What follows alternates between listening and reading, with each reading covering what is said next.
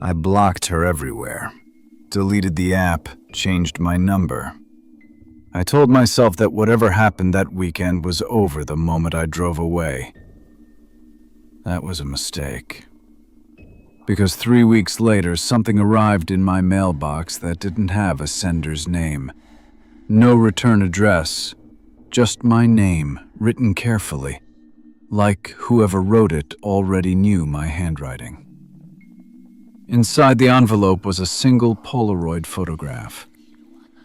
It took me a second to recognize what I was looking at. It was the cabin, the porch, the first night. I was standing there smiling, one hand on the railing, turned slightly toward the camera, like I'd just been called by name. I don't remember that picture being taken, and at first I thought I was alone in the frame. Then I noticed the shadow near the tree line. Not close enough to be clear, not far enough to ignore. And the worst part wasn't that someone was standing behind me. It was the way my jacket looked. The fabric on my right shoulder was pressed down slightly, like a hand had just been there. And whoever took the picture was standing exactly where Emily told me never to turn on the outside light. I met Emily Rhodes in late September on a dating app I downloaded out of boredom more than hope. I wasn't looking for some perfect romance story. I just wanted someone who didn't make every conversation feel like an interview. Most of the profiles were either obvious bots or people trying too hard to sound interesting. Emily didn't do any of that. Her messages were simple, specific. She asked about the last movie I watched and actually reacted to my answer. She told me she hated olives like it was a personality trait. She sent a blurry photo of a crooked Halloween display outside a grocery store and said it made her laugh. It wasn't fireworks. It was easy. She lived about an hour outside of Pittsburgh, close enough that meeting felt realistic, far enough that it still felt like you had to commit to it. For a few weeks, we texted every day. Not just the dry, polite stuff people do at the beginning, real conversations. I'd get a message from her in the morning when I was half awake, something like, "Good luck today," or "Don't forget to eat something that isn't cereal." At night, it would turn into longer threads, stories about childhood, embarrassing moments, that strange way you start talking to someone and, without meaning to, you start filling in the empty parts of your day with them. She told me she grew up in a small town in Pennsylvania, the kind where everyone knows everyone's dog's name. She said her dad used to take her hiking on weekends, even when the weather was bad, just to teach her to listen to the woods. That line stuck with me. Listen to the woods. At the time, I thought it was just one of those nostalgic things people say, a nice memory. Looking back, it feels like something else. By the time October rolled around, meeting in person didn't feel like a risky move. It felt overdue. I assumed we'd do something normal, coffee, dinner. Emily suggested something different. "Not just an hour," she wrote. "Let's do a weekend. Somewhere quiet, no distractions, just us." I remember staring at that message for a while. It was bold. It was also tempting. She already had a place in mind, an old cabin her family used to rent when she was a kid. She found it online, said it was still there, still being rented out, and she'd already booked it. Then she sent a picture. It looked like something from a postcard. Wooden siding, a small front porch, tall trees on all sides starting to turn gold and red. It wasn't fancy, but it had that kind of cozy isolation people pay for. The kind of place where your phone barely works and you're forced to be present. I hesitated for maybe 5 seconds. Then I said yes. Friday afternoon, I threw a few clothes and toiletries into a duffel bag, grabbed snacks from a gas station, and started the drive. The GPS took me through long stretches of 2-lane road, past cornfields turning brown, past barns with rusted roofs, past mailboxes leaning at odd angles like they were tired. I remember passing a small convenience store with a flickering open sign and thinking, without knowing why, that it felt like the last normal place for a while.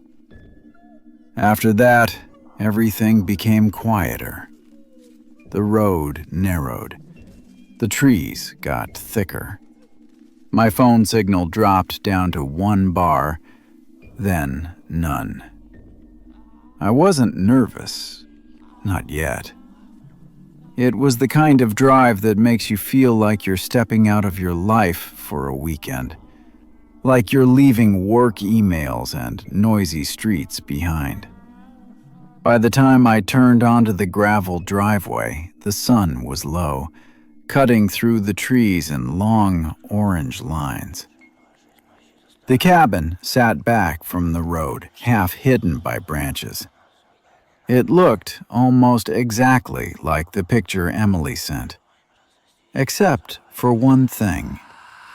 The porch light fixture above the front door was there, but it didn't have a bulb, just an empty socket, dark and clean, like the bulb had been removed on purpose. I noticed it, but I didn't think about it. Emily was waiting on the porch when I parked. She wore a faded navy hoodie and jeans, her hair pulled back in a loose bun. She held a mug in both hands, like it was cold already. When she smiled, it was the same smile I'd seen in selfies. Warm, familiar. For a moment, it really did feel like I'd known her longer than a few weeks. "You made it," she said, like she'd been holding her breath until my tires hit the gravel. She stepped down and hugged me. She smelled like clean laundry and something sweet, maybe vanilla. Up close, she looked a little tired around the eyes, not in a sick way, more like she hadn't been sleeping well. I told myself it was just the week. Work, stress, life. We brought my bag inside. The cabin smelled faintly of cedar and something warm and spiced, like an apple candle burning somewhere earlier in the day. The walls were wood-paneled. The furniture didn't match. The floorboards creaked with every step. It had that slightly off feeling old places have, like the building itself was paying attention. There was a living room with a stone fireplace, a small kitchen, 1 bathroom, and a bedroom down a short hallway. Nothing fancy, just quiet. Emily walked around like she'd been there before, even though she said she hadn't been back since she was a kid. She set her mug down on the counter, then opened a cabinet and pulled out 2 wine glasses without looking. I watched her for a second. "You remember where everything is?" I asked, half joking. She smiled, but it didn't reach her eyes. "I just guessed," she said. Then she changed the subject quickly. We cooked dinner together, pasta, garlic bread, Nothing complicated.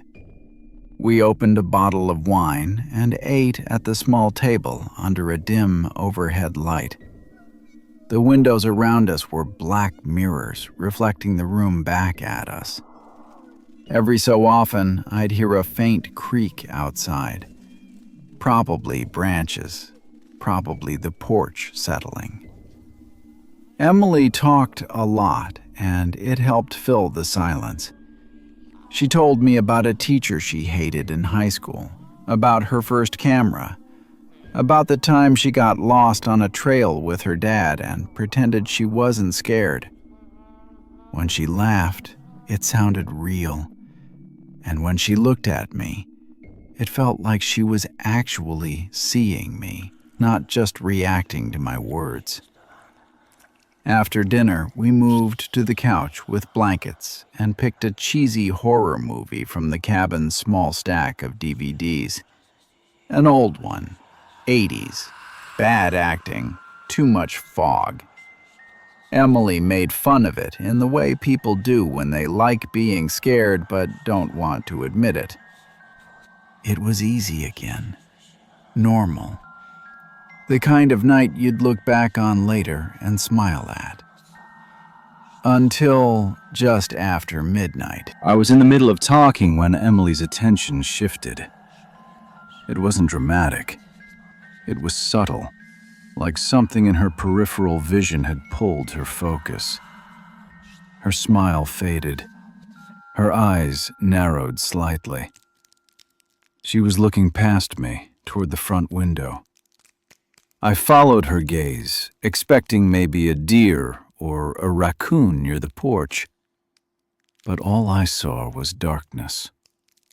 The glass reflected the room behind us, our faces faintly layered over the black outside. When I looked back at her, she blinked, like she'd snapped out of something. "Sorry," she said, forcing a small laugh. "Thought I saw something." "What kind of something?" I asked. She shook her head. "Nothing. Probably just the reflection." She reached for her wine and took a sip like she needed her hands to do something. I could have let it go. I should have let it go. But something about her tone made me ask anyway. "Emily, have you been here recently?" Her eyes flicked to me. For a second, there was a pause in her expression, like she was choosing the right version of the truth. Then she smiled again, softer this time. "Not in years," she said. "It's just different at night." She pulled the blanket tighter around her shoulders. Then, almost casually, she added, "And hey, one thing." I waited. She nodded toward the window, toward the porch. "Don't turn on the outside light," she said. I glanced toward the front door. "The porch light?" She nodded. "It doesn't work anyway," she said quickly. "They took the bulb out. But just don't mess with it, okay?" The way she said it wasn't playful. It wasn't spooky. It was the same tone you'd use if you were telling someone not to touch a broken step so they wouldn't fall. Practical. Final. I stared at her for a moment, then nodded. "Okay," I said. "Sure." Emily relaxed, just a fraction, like something had been successfully avoided. Outside, the trees stood perfectly still, and in the dark glass of the window, our reflections looked calm, almost normal. But I couldn't stop thinking about the empty socket above the door. How clean it was, how intentional it seemed, and why she'd brought it up at all. I slept deeper than I expected to that first night. No dreams, no half-awake drifting, just darkness. When I opened my eyes, the room was gray with early morning light. The bed beside me was empty, the sheets on Emily's side already cool. At first, I didn't think anything of it. People wake up earlier than you sometimes, especially in unfamiliar places. Then I heard her voice. It was low and steady, coming from somewhere down the hallway. Not loud enough to make out the words, but clear enough that I knew it was her. What struck me wasn't what she was saying. It was the rhythm. There were no pauses, no breaks where another person might respond. Just Emily's voice, moving evenly, like she was reading something aloud or repeating a thought over and over. I lay there for a few seconds, listening. Then I got up. The floor was cold under my feet as I followed the sound toward the kitchen. As I got closer, I noticed something else. The back door was open. Not wide, just a few inches. Enough to let in a thin slice of pale morning air. Emily was standing barefoot on the threshold. Her back was to me. She wasn't holding a phone. She wasn't wearing a jacket. She was whispering into the trees. I said her name softly. She flinched. Not the kind of startled jump you do when someone surprises you. It was sharper than that, almost defensive. She turned quickly and shut the door behind her. "You scared me," she said, forcing a laugh. Her voice was louder now, normal. Too normal. "Sorry," I said. "I heard you talking." She brushed past me toward the counter, busying herself with the coffee maker. "Yeah," she said lightly. "I talk to myself sometimes, especially when I'm thinking." She smiled, but it felt practiced, like she'd said that before. I glanced down at her feet. They were damp, speckled with bits of dirt and pine needles. But when I looked at the rug by the door, it was clean. No wet footprints, no dirt. I didn't say anything. We drank coffee at the table in the soft morning light. Emily talked about the trail she wanted to hike later, how the leaves would look in the sun. She seemed fine. If anything, more relaxed than the night before. I told myself I'd imagined the strangeness, but my brain was still half asleep.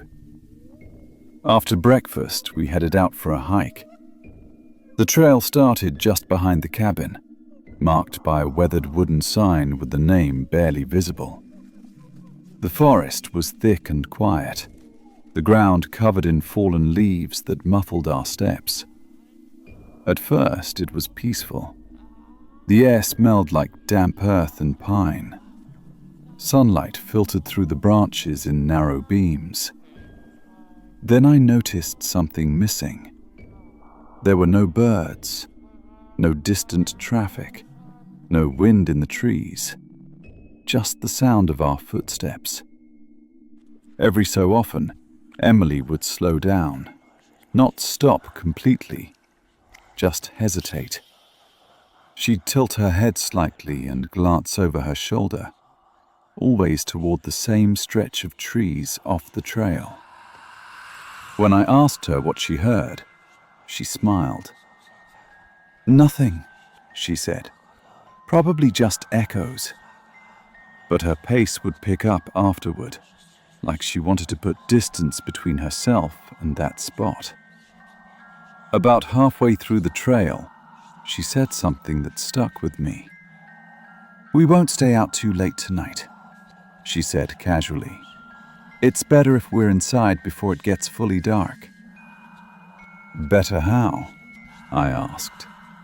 She shrugged. "Just is." That afternoon passed quietly. We drove into a nearby town for groceries. Signal returned. Life felt normal again.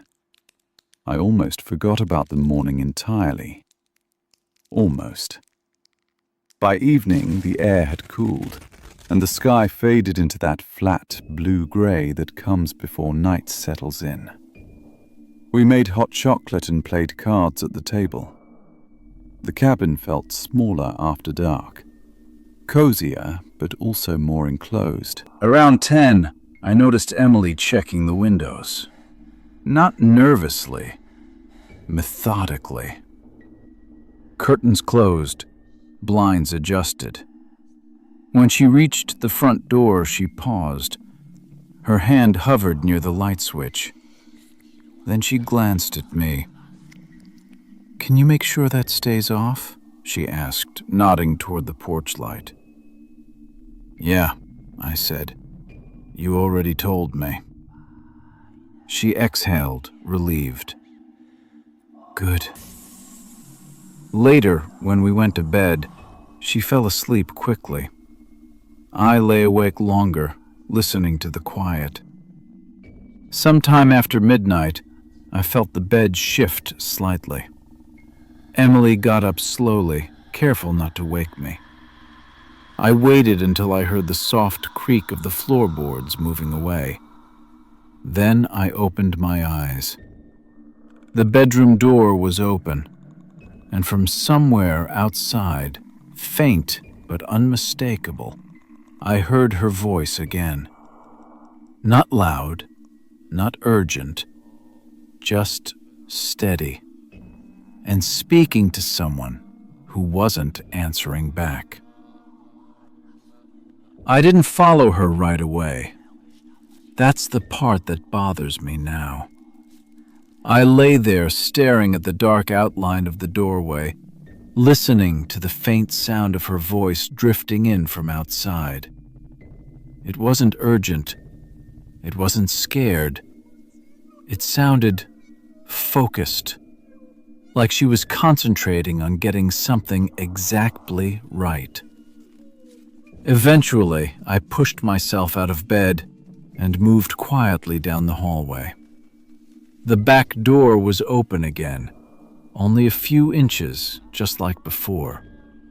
Cold air slid along the floor and wrapped around my ankles. Outside, the yard was washed in pale moonlight. The trees stood perfectly still, their shadows stretching long and uneven across the grass. Emily was standing at the edge of the porch, barefoot. Her pajama pants were dark at the cuffs, damp with dew. Her shoulders were slightly hunched, like she'd been standing there for a while. I stepped onto the porch and said her name. She didn't turn. "Emily," I said again, quieter this time. She spoke without looking at me. "Go back to bed." Her voice was flat, not angry, not pleading, final. I took another step closer. That's when I realized she wasn't looking at the trees as a whole. She was focused on one specific place. A narrow break in the tree line where the forest dipped inward, just enough to form a darker pocket of shadow. I followed her gaze. At first, I thought it was nothing, just a trick of contrast, moonlight and branches overlapping. Then the darkness shifted. Not forward, not back. It leaned, just slightly, like someone adjusting their weight. I felt my chest tighten. The shape was tall, too tall to be a deer, too narrow to be a tree. It stood perfectly still, as if it knew being still mattered. My brain scrambled for logic. A trick of light, a person standing farther away than I thought, anything normal. Emily whispered something under her breath. I couldn't make out the words. The shape moved again, This time, it tilted slowly, like a head turning to examine something new. Me. "Emily," I said, my voice barely working. "We should go inside." She didn't answer.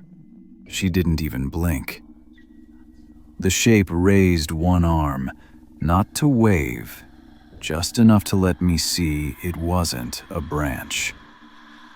I grabbed Emily's wrist. She reacted instantly, yanking her arm away with surprising strength. Her eyes finally met mine, and for the first time that night, I saw fear there. Not fear of the thing in the trees, fear of what I was doing. "No," she whispered. "You're not supposed to." I didn't let her finish. I pulled her toward the door, half dragging her across the porch. She resisted for a second longer, then went slack, like something inside her had decided it was over. I slammed the door shut and locked it, then the second lock. We stood there in the dark, breathing hard. I pulled the curtains closed with shaking hands. When I turned back, Emily was already walking away. She sat on the couch and stared straight ahead, her hands folded neatly in her lap. "Emily," I said, "what the hell was that?" She didn't respond. I waited. Minutes passed. The silence felt heavy, like pressure building in my ears. Finally, she spoke. "It knows your voice now." I stared at her. "What does that mean?" She swallowed. "I was hoping it wouldn't need to hear you." I slept on the couch that night. Or at least I think I slept. The rest of the night blurred together. Short stretches of shallow rest broken by the sense that something was listening from just beyond the walls. At some point, I realized the forest was no longer quiet. I could hear the wind again. Morning came slowly. Gray light crept through the edges of the curtains. Birds started calling, tentative at first, then louder. When I stood up, my body felt heavy, like I'd been holding tension all night. Emily was gone. Her shoes were still by the door. Her hoodie hung on the back of the chair. The cabin felt empty. Not abandoned, just vacated. I found her outside, standing at the same spot near the porch. This time she was wearing her boots. The tree line looked normal again, just trees. She turned when she heard me. Her face was calm, tired, resigned.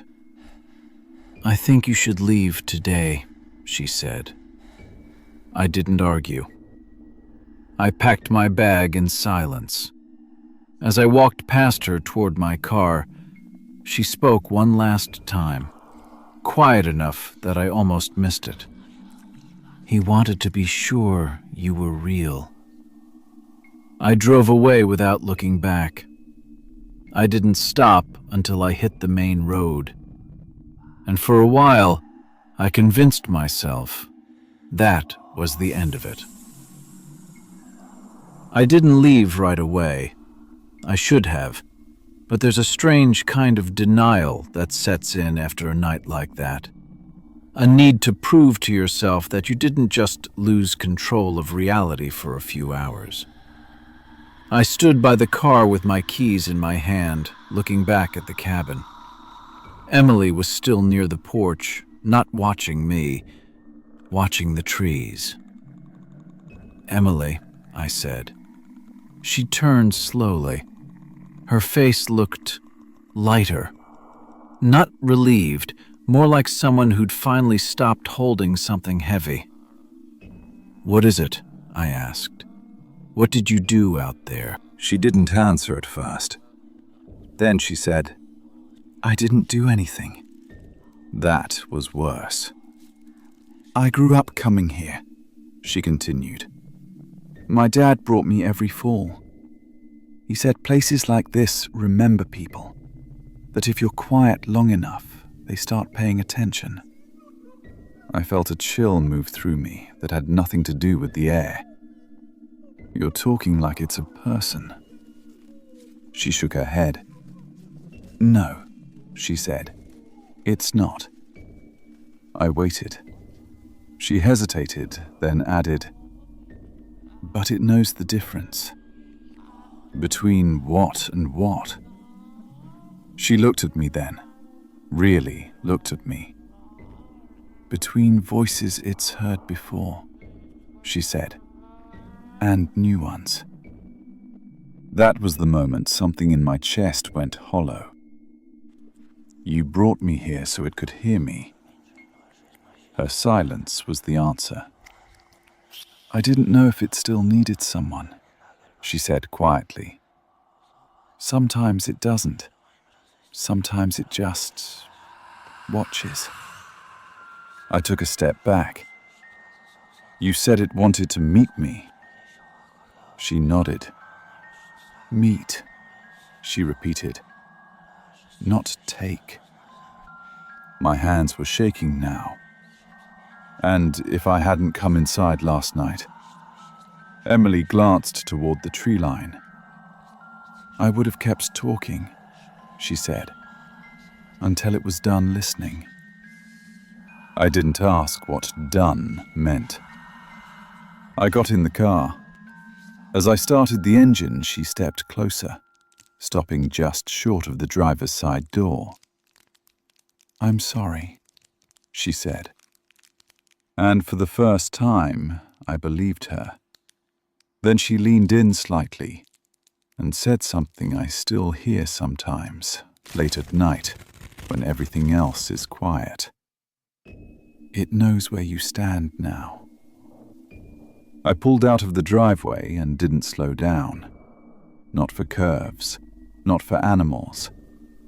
I didn't stop until my phone buzzed and signal returned, flooding the screen with notifications like nothing had happened. I told myself it was over, that distance mattered, that whatever lived in those woods stayed there. That night, back in my apartment, I stood in the shower longer than usual, letting the water run until the mirror fogged completely. When I stepped out, I wiped a clear circle in the glass. For just a second, I thought I saw a darker shape behind me. Not a reflection. A place where the light didn't quite reach. I didn't look again. I didn't talk about that weekend to anyone. Not friends, not co-workers, not even as a joke.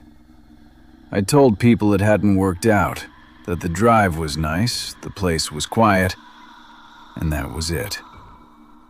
Most of that was true. For a while, life slipped back into its usual shape. Work, groceries, evenings on the couch with the TV on low. I deleted the dating app, blocked Emily's number. I stopped taking calls from numbers I didn't recognize. At night, I started leaving a lamp on in the living room, just enough light to keep the corners from disappearing completely. I told myself it was a habit, nothing more. 3 weeks passed, long enough for the details to soften, for my memory to file the whole thing away as something strange but distant. Then the envelope arrived. It was sitting on top of my mail, plain and unmarked. No return address, no stamp I recognized. Just my name, written carefully. I brought it inside and let it sit on the kitchen counter for a long time before I opened it. Part of me already knew what was inside. The photograph slid out into my hand. A Polaroid.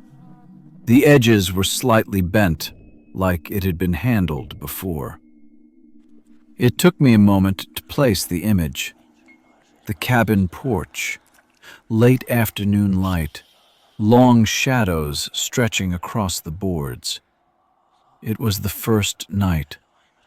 I was standing near the railing, turned slightly to the side, smiling at whoever had taken the picture. I don't remember posing. I don't remember a camera. And I don't remember feeling that relaxed. At first, I didn't see anything else. Then my eyes adjusted. Near the tree line, where the shadows were thickest, there was a darker shape. Not clear enough to define, not far enough to ignore. But that wasn't what made my stomach drop. It was my jacket. The right shoulder was pressed down slightly. The fabric creased in a way that only happens when something rests there for a moment. Like a hand that had just been removed. I flipped the photo over. There was no message, no date. Just a faint smudge on the back, as if someone's thumb had lingered there too long. I threw the picture away that night, took it down to the trash chute and watched it disappear. For a few days, that helped. Then, small things started happening. I'd catch myself standing in doorways without remembering why I'd stopped. Pausing in rooms, listening. Once, while brushing my teeth, I realized I was standing in the exact spot where the bathroom light didn't quite reach. The realization made my chest tighten. I moved without thinking. Another time, I woke up in the middle of the night convinced someone had said my name. Not loudly, not urgently, just enough to make me answer before I was fully awake. I stopped answering. That's the rule I made for myself. If I heard something, I stayed quiet. Weeks passed. Nothing followed me. Nothing stood at the foot of my bed. And that almost made it worse.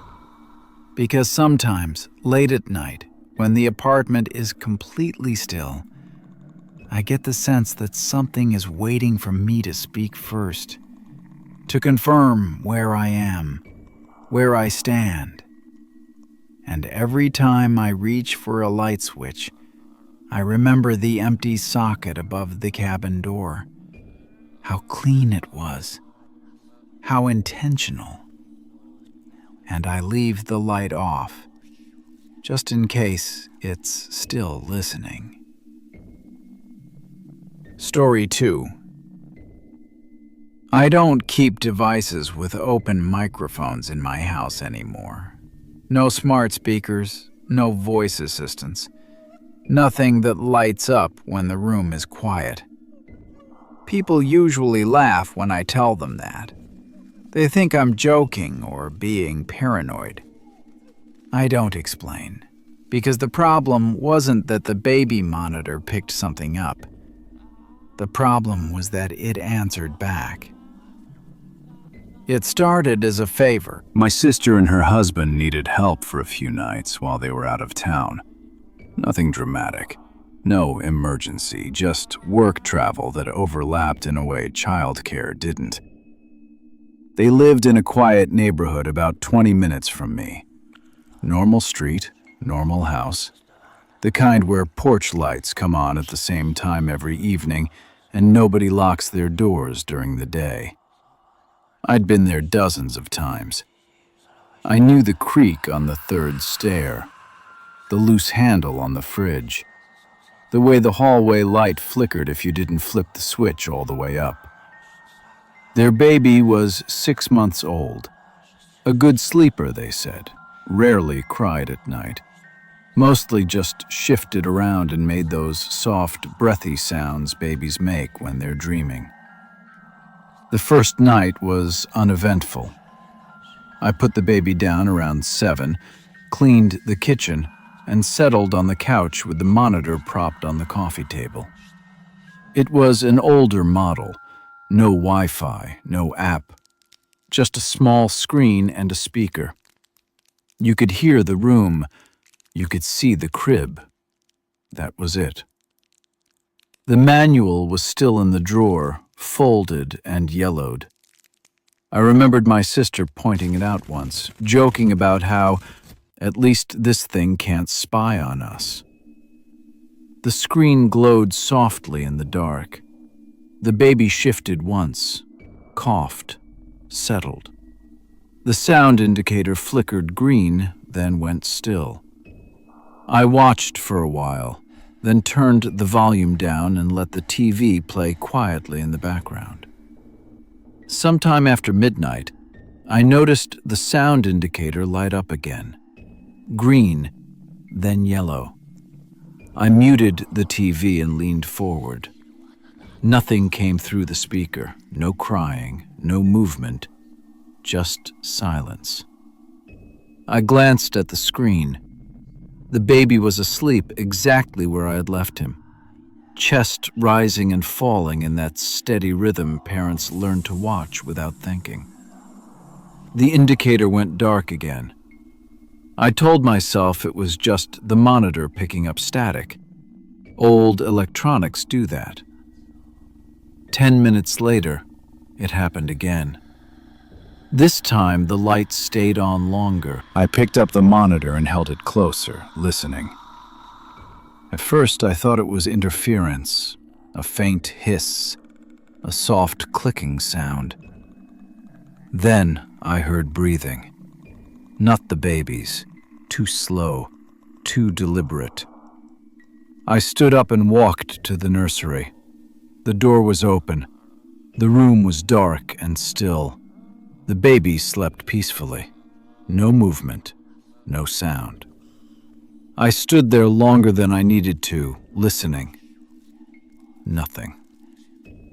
Back in the living room, the monitor was quiet again. I sat down and laughed to myself under my breath. Lack of sleep does strange things to your brain. I turned the volume all the way down and went to bed. The second night, I paid closer attention. I kept the monitor on the nightstand, screen facing me. The baby slept. The house settled. At 1:17 a.m., the sound indicator lit up. This time, I was already watching. I leaned over and whispered, "It's okay." I don't know why I said it. The baby hadn't made a sound. The indicator flickered. There was a pause. Then something came through the speaker. It wasn't a word. It wasn't even a voice exactly.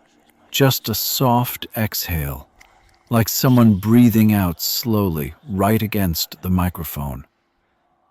I froze. The screen showed the nursery exactly as before. Nothing had moved. I sat there, holding the monitor, waiting for something else to happen. Nothing did. The light went dark. I told myself it was coincidence, that I'd imagined the timing, that monitors don't respond, they listen. That was the last normal thought I had about it. The next day passed without incident. I took the baby for a walk around the block in the stroller, fed him, changed him, put him down for a nap. Everything was normal. That should have been reassuring. That night, I didn't turn the TV on. I sat in the dark with the monitor on the coffee table, the volume set low but audible. I told myself I was just being responsible, attentive.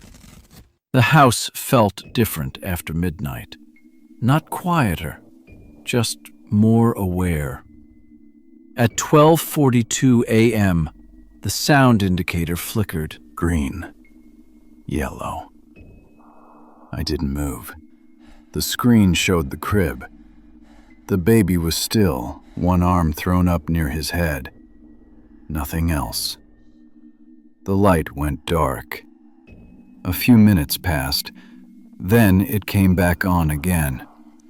This time there was a faint sound, not breathing, not static, a soft clicking noise, rhythmic, almost thoughtful. I picked up the monitor and turned the volume up a notch. The clicking stopped immediately. I waited. Nothing. I turned the volume back down. The clicking resumed. That was the first detail that didn't fit. Old electronics crackle, they hiss, they don't react. I stood up and walked down the hallway to the nursery again. The baby was asleep. The room smelled faintly of powder and clean laundry. I leaned over the crib and listened. His breathing was fast and uneven, the way babies breathe. Nothing slow, nothing deliberate. I checked the windows, closed. The closet door, shut. When I returned to the living room, the monitor was silent. I told myself I was tired, that night shifts your perception, that your brain starts filling in gaps when it shouldn't. Around 2 a.m., the sound indicator lit up again. I watched it carefully this time. The light stayed on. I waited for crying. None came. I waited for movement. Nothing. The baby lay perfectly still on the screen. I leaned closer and whispered, "Hello?" I don't know why I did that. There was a pause, long enough that I almost laughed at myself. Then the speaker crackled softly, and something whispered back. Not a word, just a sound that mirrored mine. The shape of my breath. I sat back hard against the couch. My heart was pounding, but my body felt cold, like all the heat had drained out of me. I stared at the screen. Nothing had changed. I picked up my phone and checked the time. 2:03 a.m.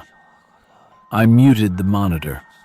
The sound indicator stayed dark. I stood there for a full minute waiting.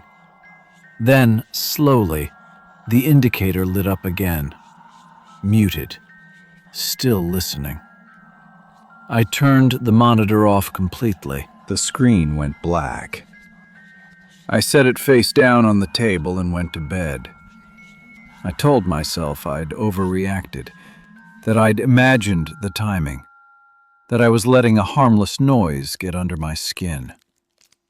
Sleep came in short pieces. Every time I drifted off, I felt like I was about to answer a question I hadn't heard yet. At 4:16 a.m., I woke up suddenly. The room was dark. The house was silent. Then I saw it, a soft glow on the wall. I sat up. The baby monitor was on. I hadn't turned it back on. The sound indicator was lit, and this time, I hadn't said a word. I didn't turn the monitor off again. That's another thing I don't like admitting. Instead, I picked it up and held it in both hands, like keeping it steady might somehow keep everything else steady too. The screen showed the nursery. The baby was asleep. The sound indicator glowed softly. I waited. Nothing came through the speaker, no breathing, no clicking, just the light. I cleared my throat quietly. The indicator flickered brighter. I didn't speak. The light dimmed. That was when the pattern started to form. Over the next hour, I tested it without meaning to.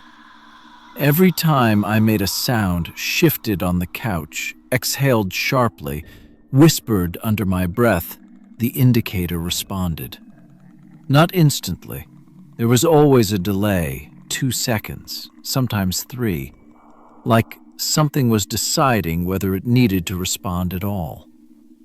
I stopped making noise entirely.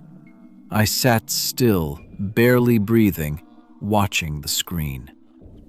The indicator stayed dark. The house settled around me. Pipes clicked. The refrigerator hummed softly in the kitchen.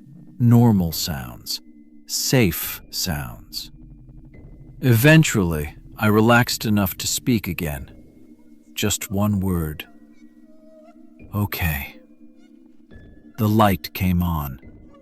There was a pause.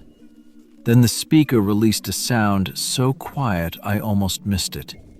A faint, drawn-out breath. Not copied, not echoed. Acknowledged. I stood up and walked down the hall to the nursery again. I needed to see the room with my own eyes. The door was open. The baby slept peacefully, his chest rising and falling in quick, shallow breaths. His hands twitched once, then went still. I leaned close to the crib. Nothing. No extra sound. No strange air. I turned and left the room, closing the door behind me this time. Back in the living room, the monitor was silent. I stared at it for a long time. Then I did something I hadn't planned. I spoke without looking at the screen. "I'm right here," I said quietly. The indicator lit up. 2 seconds passed.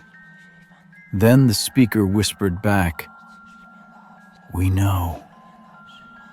I dropped the monitor. It hit the carpet and landed face up. The nursery camera still showed the crib, empty of movement, empty of anything wrong. My heart hammered in my chest as I scrambled to pick it up again. I didn't look at the screen this time. I turned the volume all the way down.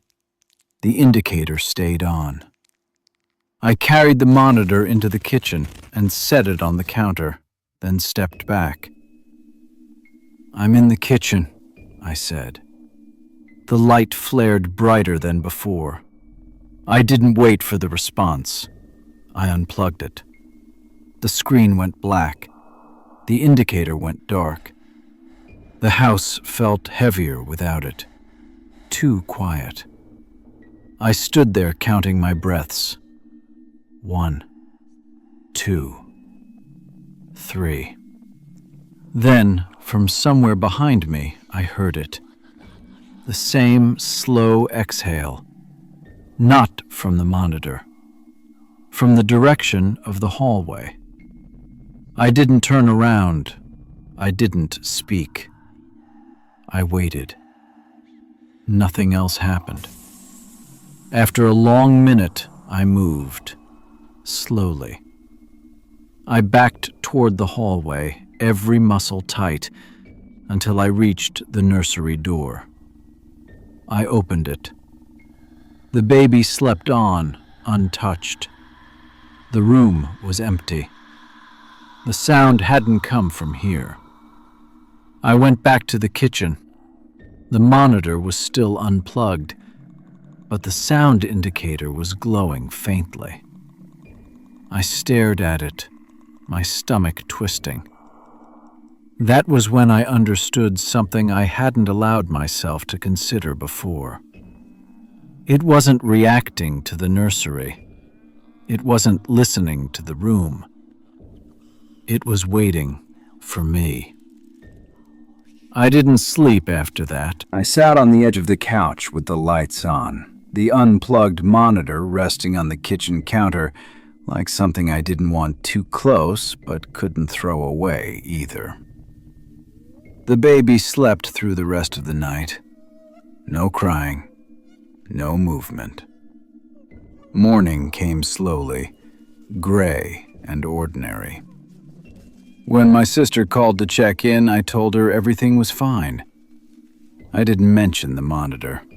I didn't mention the sounds. I didn't trust myself to explain it without sounding unhinged. The second night was worse. I told myself I wouldn't turn the monitor on again. I told myself that. But when the house went quiet and the baby was down, I found myself plugging it back in. I needed to know. The screen came to life. The nursery looked the same as always. I taped over the microphone with a strip of electrical tape I found in the garage. Then another strip, just to be sure. I turned the volume all the way down, muted. I set the monitor on the table and stepped back. Then I did something that still makes my skin crawl when I think about it. I didn't speak. I didn't even whisper. I stood there and thought the words instead. I'm here. The sound indicator lit up. My breath caught in my throat. I hadn't made a sound. The speaker stayed silent. Then, slowly, the indicator flickered brighter. I felt a pressure in my chest, like the moment before you realize you've stepped too close to the edge of something. I swallowed and tried again. Can you hear me? The monitor didn't crackle. It didn't hiss. It released a sound I recognized immediately. My breathing. Not the baby's. Mine. The exact rhythm. The exact pause between inhales. Recorded, played back, or repeated, I couldn't tell. I stumbled backward, my heel catching on the edge of the rug. The monitor stayed lit. I stood there, frozen, listening to myself breathe from a device that shouldn't have been able to hear me at all. That was the moment it stopped being about the house, or the baby, or the monitor. Whatever was responding didn't need sound. It didn't need permission. It needed confirmation. I unplugged the monitor again and shoved it into a kitchen drawer, slamming it shut harder than necessary. The sound stopped. The light went dark. I stood there shaking, my hands clenched tight at my sides. From down the hallway, the baby stirred once, then settled. The house felt normal again. Too normal. I stayed awake until sunrise. When my sister and her husband came home later that day, I didn't wait around. I handed over the keys, made an excuse about work, and left without saying goodbye properly. On the drive home, I kept my phone face down on the seat beside me. I didn't want to see it light up. I didn't want to know. Because I already understood the one thing that mattered. It hadn't been answering the monitor. It had been answering me. I got rid of the monitor the same day. I didn't throw it away at home.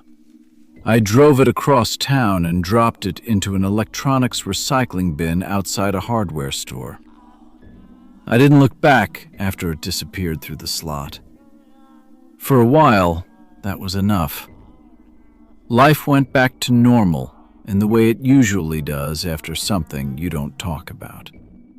Work, errands, background noise filling the apartment so I wouldn't have to sit in silence too long. I slept with a fan on, not for the air, for the sound. I told myself I was being careful, that I was setting boundaries.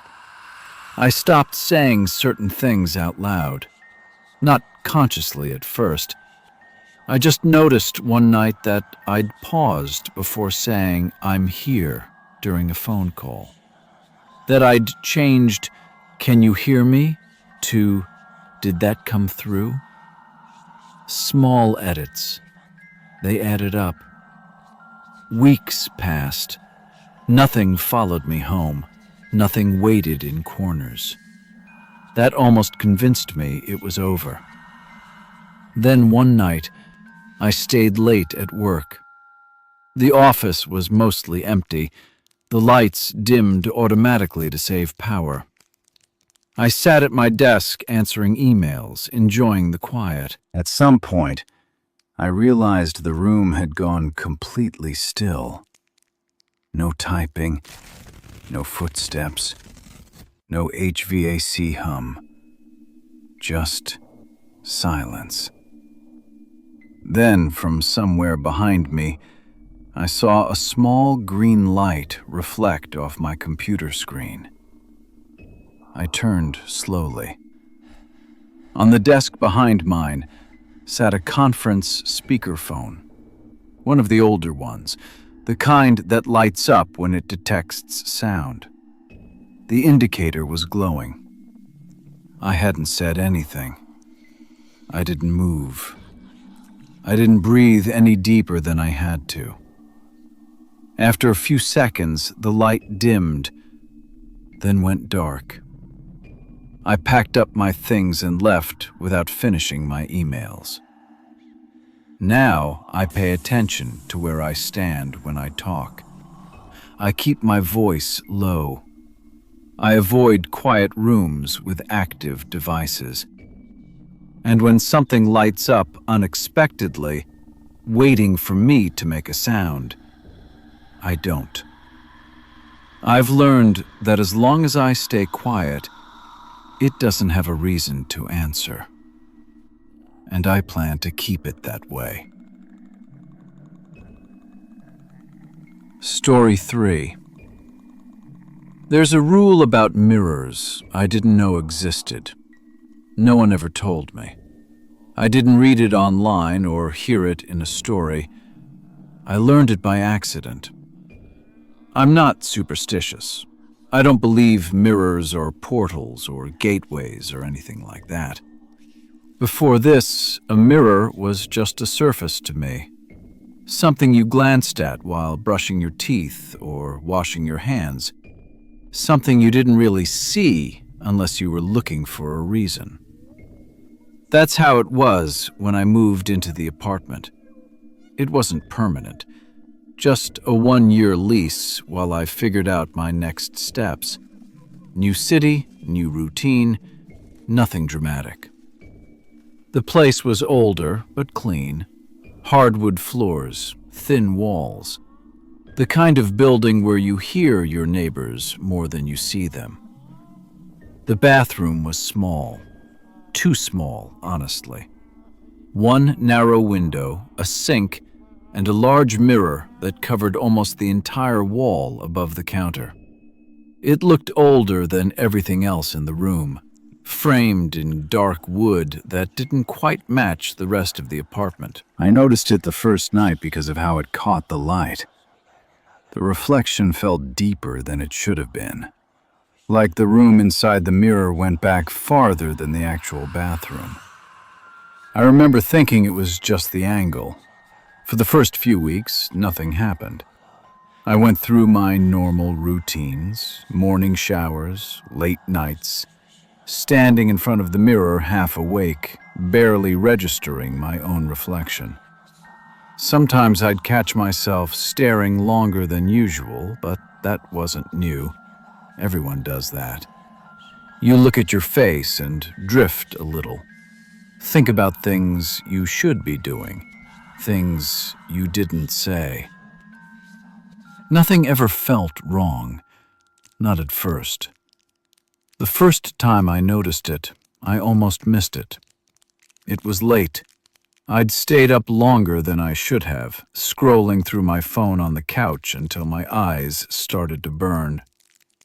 When I went to the bathroom to get ready for bed, the light felt harsh after the dark living room. I leaned over the sink and looked up. My face stared back at me. Normal, tired, unremarkable. I blinked, and for just a moment, so brief I questioned it immediately. The reflection stayed still. It wasn't dramatic. It didn't smile or move on its own. It just lagged. A fraction of a second, like a video buffering. Then it caught up. I stood there longer than I meant to, staring at my own eyes. Nothing else happened. I laughed quietly to myself and shook my head. I told myself it was exhaustion. Dry eyes. The lighting in that bathroom wasn't great. I went to bed and didn't think about it again. At least, not consciously. But after that night, I started noticing how often I looked at the mirror. How long my eyes stayed there before I turned away. I'd tell myself I was just checking my hair, or zoning out, or thinking. Still, nothing happened. Days passed, then weeks. The mirror behaved the way mirrors are supposed to. Until the night I realized I'd started doing something different without meaning to. I'd begun looking away first. Not because I was scared, because something about staying too long made my chest tighten, like I was waiting for a cue I didn't understand. I didn't have a word for it then. I just knew that standing there, watching myself watch back, felt unfinished, like the moment right before someone speaks. And the longer I stayed, the more it felt like the mirror wasn't reflecting me anymore. It was checking something, making sure. That was the last time the mirror felt normal. After that, I told myself I was being ridiculous. Everyone has moments where their eyes play tricks on them, especially late at night, especially under bad lighting. I didn't want to turn a normal apartment into a problem just because I'd noticed something slightly off. So I stopped thinking about it. At least, I tried to. A few mornings later, I was running late for work. I brushed my teeth quickly, barely looking up. When I did, my reflection snapped into place instantly. No delay, no lag. That should have reassured me. Instead, I felt a strange relief when I turned away, like I'd passed a test without realizing there had been one. The next few days were normal. I checked myself in the mirror only when I had to. I didn't linger, I didn't stare, and nothing strange happened. That was the pattern. As long as I kept it brief, the mirror behaved. The first real problem came one night when I wasn't paying attention. I'd had a long day and a longer evening. When I got home, I dropped my bag by the door and went straight to the bathroom without turning on the overhead light. The hallway lamp was enough to see by. The mirror was dim, the edges of my reflection softened by shadow. I leaned on the counter, letting my eyes rest on my face longer than usual. Not staring, just drifting. I blinked. The reflection didn't. This time, it wasn't subtle. The delay was long enough for me to register it clearly, long enough for my stomach to tighten before it caught up. I straightened immediately. The reflection straightened with me perfectly, instantly. My heart started beating faster. I told myself not to overreact. I raised my right hand slowly. The reflection followed. I lowered it. The reflection did the same. Everything was back in sync. I stood there for another few seconds, then turned away, annoyed with myself for getting worked up over nothing. But the feeling stayed with me. That sense that I'd interrupted something. Over the next week, it happened again. Not every time. Not even most of the time. Only when I looked too long. Only when I let my attention settle. The delay was always the same, just under a second. Consistent enough that I started counting without meaning to. 1. That's all it took. I tried to explain it away. Lighting, fatigue, peripheral vision lagging behind focus. But explanations didn't stop the way my body reacted. I found myself holding my breath in front of the mirror, keeping my movements small, blinking deliberately, watching closely. One night, I did something I hadn't planned. I raised my left hand. The reflection raised its right. For a split second, I thought I'd made a mistake. Then I realized what I was seeing. It had mirrored me correctly, just not the way I expected. My stomach dropped. I lowered my hand. The reflection followed immediately. Perfect. I stood there, frozen, trying to convince myself I'd misjudged which hand I'd lifted, that I'd confused left and right. But the longer I stood there, the more aware I became of how still the reflection was when I wasn't moving. Not relaxed, not idle, waiting. I turned away quickly, my heart racing. That night, lying in bed, I realized something that made sleep harder than it should have been. The mirror never lagged when I glanced at it. It only lagged when I watched. After that, I stopped pretending it was random. I didn't say it out loud. I didn't write it down. But something in me shifted from, "This is nothing," to, "This is repeatable." And repeatable things can be tested. I started paying attention to details I'd never cared about before. The timing of my breathing, the way my shoulders rose and fell, how often I blinked without realizing it. I told myself I was just being observant. In reality, I was watching. The delay never changed.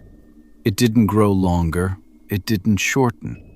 Just under a second every time. I tried different lighting.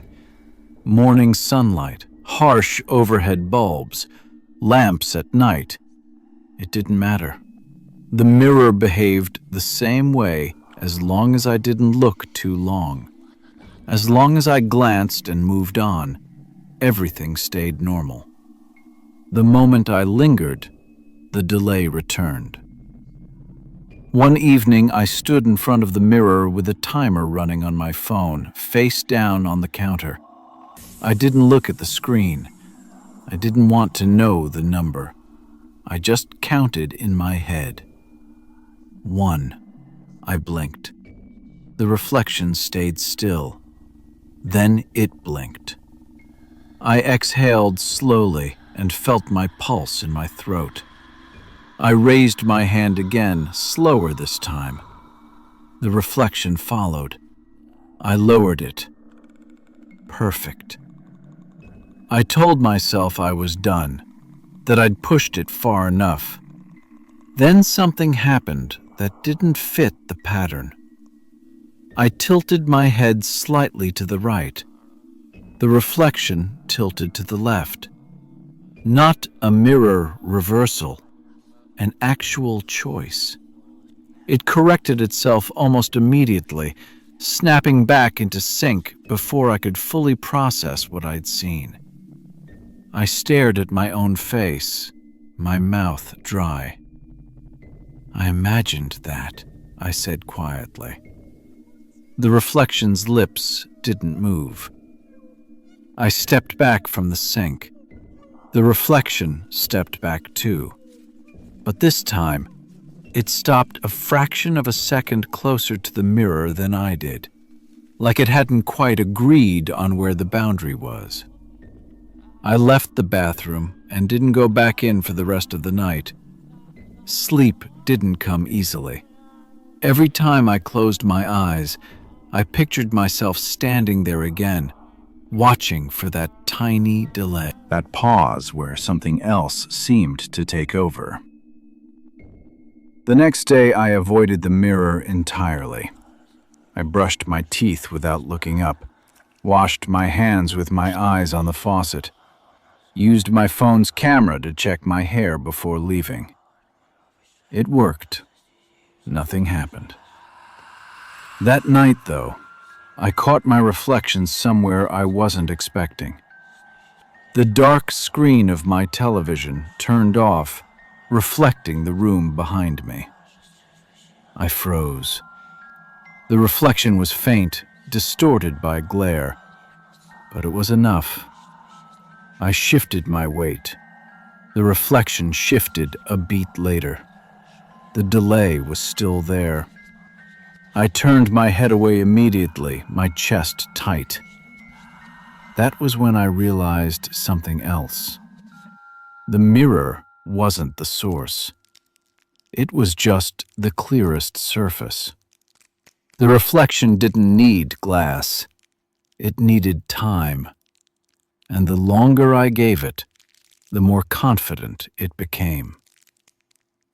I stood there in the dark living room, my own outline barely visible on the screen, and waited. I didn't move. I didn't blink. For a moment, nothing happened.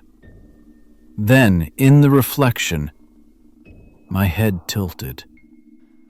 I hadn't moved. I didn't move. That was my first instinct, to freeze, to wait for my body to catch up with what my eyes were telling me. In the dark screen of the television, my reflection held its head at an angle. I was standing straight. I could feel the tension in my neck, the ache in my shoulders from holding still. I was painfully aware of my own breathing, shallow and controlled. The reflection didn't breathe. Its chest didn't rise. Its shoulders didn't shift. It just watched. I reached up slowly and touched my collarbone, needing proof that I was still in control of my body. The reflection stayed still. A full second passed. Then it lifted its hand. Not to mirror me, to match where I would have been if I'd moved. My stomach dropped. That was when I understood what the delay really was. It wasn't lag. It wasn't slow. It was waiting to see if I'd correct it, if I'd move first. I stepped back. The reflection didn't. It stayed close to the screen. Too close. Like it didn't recognize the boundary anymore. I turned away sharply, breaking the line of sight, and leaned against the wall, my heart pounding so hard it made my ears ring. I didn't look again. I didn't need to, because I'd already learned the rule. As long as I looked away first, it couldn't decide. And the moment I stayed, even for a second, it started choosing for me. I covered the television screen with a blanket that night, then the bathroom mirror. I avoided reflective surfaces the way you avoid eye contact with someone you don't want to invite into a conversation. I didn't check my reflection again, not that night, not after. But even with my eyes closed, I could still feel it. That pause, that hesitation, like something standing just behind my movements, waiting for permission to go ahead. I didn't sleep much after that. Not because I was scared something would step out of the mirror, but because I couldn't stop thinking about timing, about how much of our lives are made up of fractions of a second we never notice. I covered every reflective surface in the apartment. The bathroom mirror stayed hidden behind a towel. The television screen was draped at night. I stopped cleaning the windows after dark. It worked for a while. I moved carefully, deliberately. I learned how to look without looking, how to glance at my phone screen without letting my eyes settle, how to angle my head so reflections slid past me instead of catching. Life adjusted around the rule. Eventually, I moved out. Different apartment, different city. No old mirrors, no dark wood frames. For months, nothing happened. I almost convinced myself it had been stress, sleep deprivation, my brain looking for patterns where there were none. Then one evening, I was waiting for an elevator in my new building. The doors were brushed steel, polished just enough to reflect shapes. I stood there, staring at the floor numbers above the doors. I felt it before I saw it. That sense of pressure, of being observed from a place that wasn't quite a direction. I lifted my eyes. My reflection stared back at me in the metal. Still. Perfect. I looked away immediately. The elevator doors opened. I stepped inside without checking if it followed. Now, I don't linger in front of anything that can reflect me. I don't stare into windows at night. I don't watch my own face on dark screens. And if I ever catch my reflection holding still a fraction too long, I look away. Because I know now that mirrors don't copy you. They wait. And as long as I'm the one who breaks eye contact first, they don't get the chance to decide who moves next.